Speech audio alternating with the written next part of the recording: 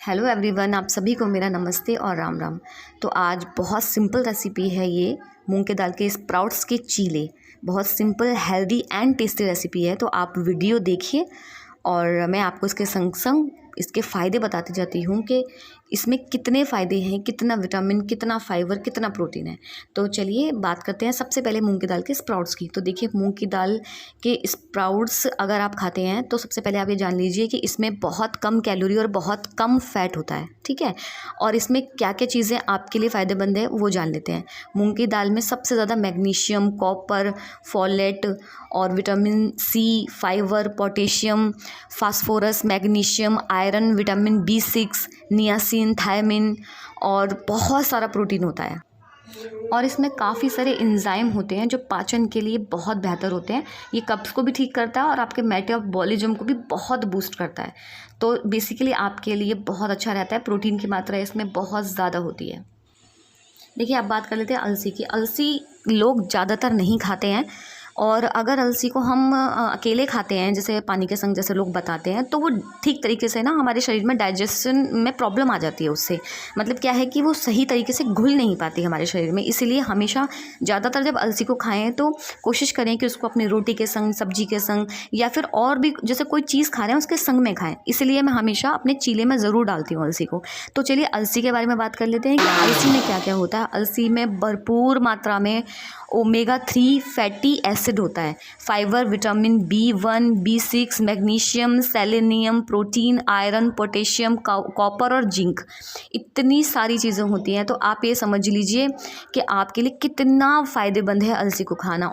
और इसके अलावा पता है भरपूर मात्रा में एंटीऑक्सीडेंट भी होता है अलसी के अंदर। तो बेसिकली आप अलसी अपनी डाइट में ज़रूर शामिल कीजिए।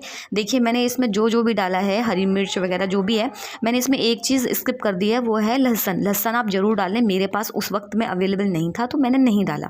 लेकिन जब भी अपना चीला बनाएं ये स्प्राउट्स का, तो आप ज़रूर इसमें लहसुन ज़रूर डालें। देखिए, अब आ जाते हैं सबसे पहले तब बनाने के ऊपर। तो जिस तवे पे मैं बना रही हूँ, ये तवा मैंने काफ़ी टाइम पहले लिया था। तो ये इसकी कोटिंग निकल गई है क्योंकि ये थोड़ा सस्ता वाला तवा था। और जो भी सस्ते वाले बेकार जो तवे होते हैं, वो उनकी कोटिंग निकलने के बाद वो ऐसे ही दिखाई देते हैं। तो आप मेरे तवे के ऊपर मत जाइएगा, ठीक है। साफ़ सुथरा है, ये अच्छा है, लेकिन देखने में आपको ऐसा लग रहा होगा। तो मुझे थोड़ा बहुत इस पे घी भी लगाना पड़ता है क्योंकि कोटिंग उतर गई है इसकी, इस वजह से थोड़ा सा पे चिपकता है, थोड़ा बहुत चिपकता है।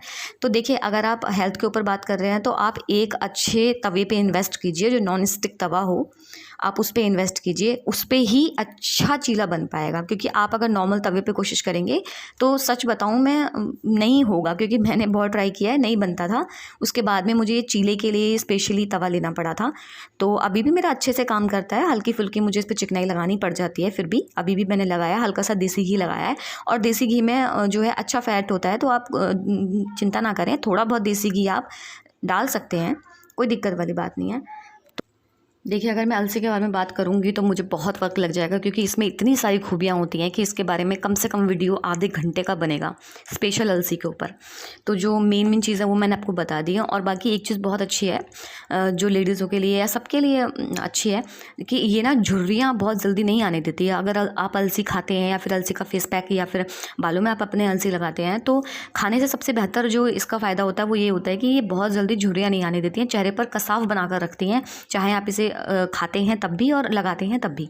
तो अलसी बहुत सी चीज़ों में फ़ायदा करता है। देखिए, आर्थराइटिस, अस्थमा, डायबिटीज़ और बहुत सी चीज़ें ऐसी होती हैं जो खून में क्या कहते हैं, जो थक्के जम जाते हैं, उसको सही करता है ये। और कहते हैं खून में जो शर्करा के स्तर को नियंत्रण करता है। बहुत सारी ऐसी चीज़ें हैं जो ये बहुत अच्छी करता है। तो बेसिकली अलसी आप ज़रूर डालिए और अपनी डाइट में शामिल कीजिए। कैसे भी, मैं चीले में डालती हूँ, आप कैसे भी उसको शामिल कीजिए अपनी डाइट में। और ये लीजिए, यहाँ पर तैयार है मेरा चीला बनकर, और आप देख लीजिए, ये देखने में जितना साफ़ सुथरा लग रहा है, खाने में बहुत ज़्यादा टेस्टी है। और आप कोशिश करें कि इसको अपने घर की ही बनी चटनी के संग खाएं, पुदीने आमली की चटनी या फिर टमाटर लहसुन की चटनी, या किसी भी घर की बनी हुई चटनी के संग खाएं। मेरे पास उस दिन सच बताऊं तो कोई चटनी भी अवेलेबल नहीं थी घर की, तो इसीलिए मैंने इसको सॉस के संग इंजॉय किया। मैंने जो हाँ रेड वाला सॉस जो होता है, केचप, उसके संग में इसको खाया था, बट बहुत टेस्टी लग रहा था। हाँ, एक बात और आप अगर देसी घी नहीं खाते हैं ये सोच के कि हमारा फैट बढ़ जाएगा, तो ऐसा मत सोचिए। आप 1 से 1.5 चम्मच देसी घी गाय का या भैंस का आराम से खा सकते हैं, कोई टेंशन वाली बात नहीं है।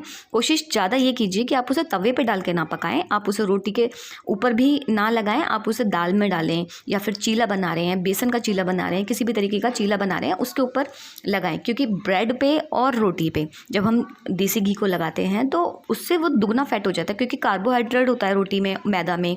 तो मतलब मैं अगर इसके पीछे बात करूँगी बहुत लंबा वीडियो हो जाएगा। बेसिकली ये है कि आप इसे दाल में, सब्जियों में डालकर देसी घी को खाएं। जैसे मैंने चीले पे लगाया है, बहुत टेस्टी लग रहा था सच में चीला खाने में। आप प्लीज़ खाएं और इन्जॉय कीजिए इस चीले को। और अगर आपको मेरा वीडियो अच्छा लगे तो प्लीज़ मेरे चैनल को सब्सक्राइब ज़रूर कीजिएगा। तो चलिए फिर मिलती हूँ अपने अगली वीडियो में।